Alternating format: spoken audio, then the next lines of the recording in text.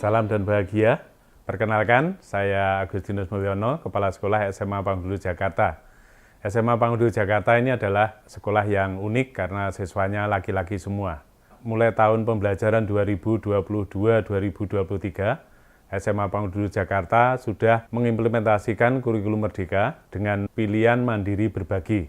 Kami akan berbagi praktek baik terkait dengan pengembangan komunitas belajar di SMA Pangudul yang sudah kami lakukan, di mana Bapak Ibu Guru berbagi praktek baik terhadap implementasi kurikulum Merdeka yang sudah dilakukan. Maka komunitas ini kami namakan dengan Serasi Berbatik, yaitu setiap Rabu siang berbagi praktek baik.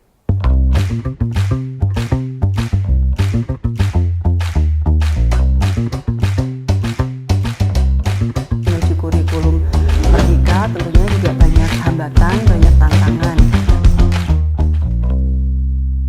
Karena kurikulum Merdeka ini adalah hal yang baru, banyak hal yang masih harus dipelajari. Tantangannya, Bapak Ibu Guru ini supaya dapat pembekalan atau pemahaman, itu mesti mendapatkan pelatihan-pelatihan. Nah, biasanya pelatihan-pelatihan itu selalu diberikan dari Dignas, ya, dari Rayon, dan juga MGMP. Namun, pada implementasi kurikulum Merdeka ini, Bapak Ibu Guru kami ajak untuk membuat aksi. Pertama adalah belajar secara mandiri di PMM, di platform Merdeka Mengajar itu. Kemudian setelah mempelajari apa yang ada dalam PMM, Bapak Ibu Guru kita ajak untuk berdiskusi. Maka saya mengadakan komunitas belajar setiap Rabu siang. Setelah berdiskusi, mendapatkan masukan-masukan dari rekan guru, maka Bapak Ibu Guru diharapkan membuat praktek baik terhadap implementasi kurikulum Merdeka dalam pembelajaran kepada para siswa.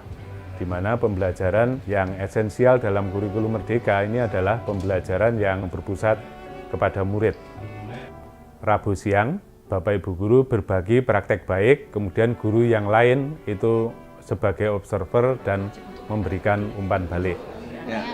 Dari hasil sesi diskusi sharing dalam komunitas belajar ini, diharapkan Bapak Ibu Guru dapat merubah cara pembelajarannya agar pembelajaran dalam kurikulum Merdeka sesuai dengan filosofi KHD, yaitu berpusat pada murid dan juga melakukan diferensiasi.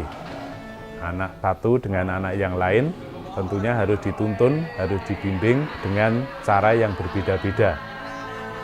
Dengan adanya komunitas ini, harapannya dampak baik itu dirasakan oleh para murid sehingga bisa belajar dengan leluasa, sepenuh hati dan juga sungguh-sungguh sesuai kebutuhannya.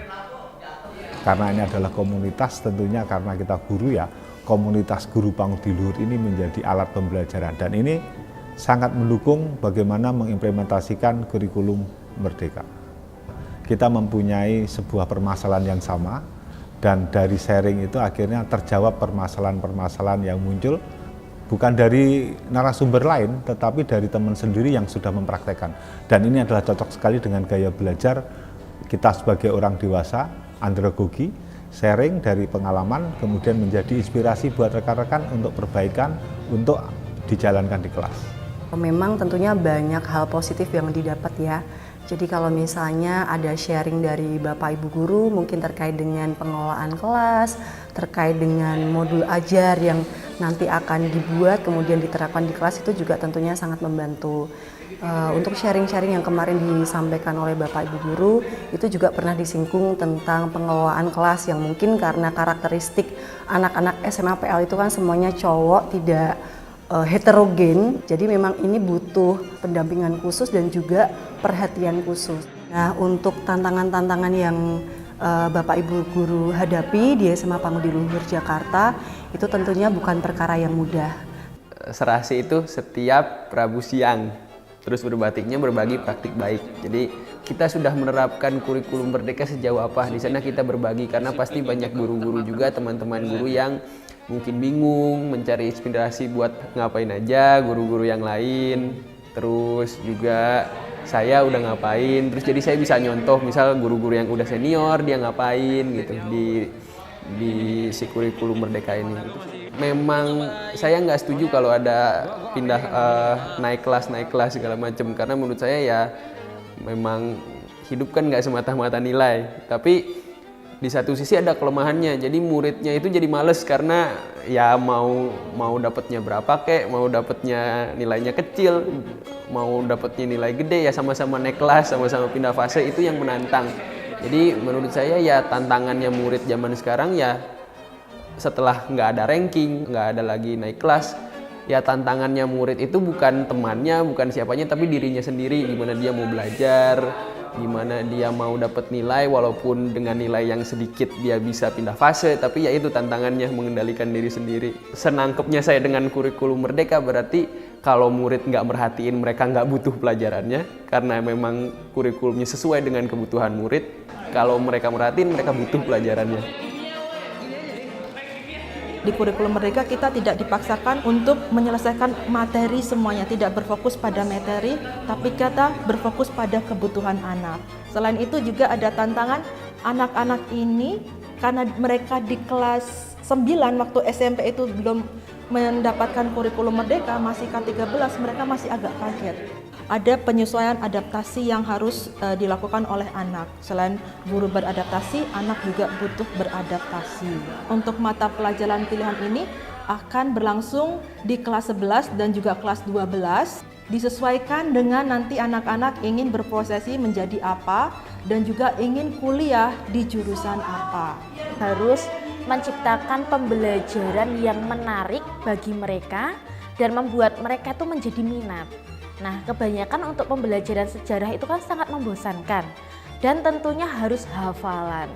Nah, untuk bisa membuat mereka itu bisa menganalisis, itu saya membuat metode detektif. Jadi mereka itu menjadi detektif, di mana peristiwa sejarah itu saya buat seperti sebuah masalah.